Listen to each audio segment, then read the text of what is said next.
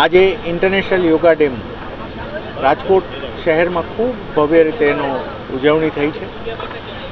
Regular કાર્યક્રમ પણ આપણે જોયો ને અમારા સ્વિમર્સે યોગાને એક એકવા સ્વરૂપે પણ રજૂ કર્યું અને આજના દિવસે અમને ગર્વ છે કે વિશ્વનું પહેલું 15 મિનિટ્સ યોગા સિટી તરીકે અમે રાજકોટને જાહેર કર્યું છે.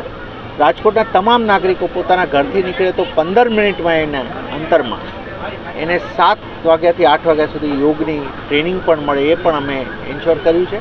માન્ય વડાપ્રધાનશ્રીના 365 દિવસ યોગાના જે સૂત્ર આજે મળ્યું છે એને અમને એક ગર્વ છે કે રાજકોટ નગરપાલિકા ખૂબ સારી રીતે એને ઇમ્પ્લિમેન્ટ કરવા જઈ રહી છે. મારું નામ અનિતા કક્કડ.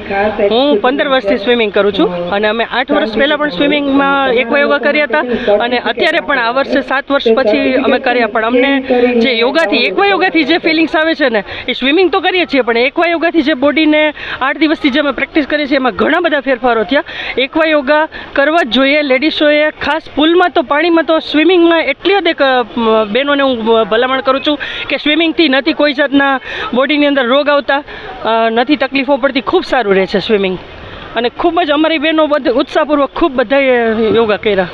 સાંજ સમાચાર ફેસબુક પેજને લાઇક કરો, વિડીયો શેર કરો અને વધુ વિગતવાર સમાચાર માટે sanssamachar.net વિઝિટ કરો.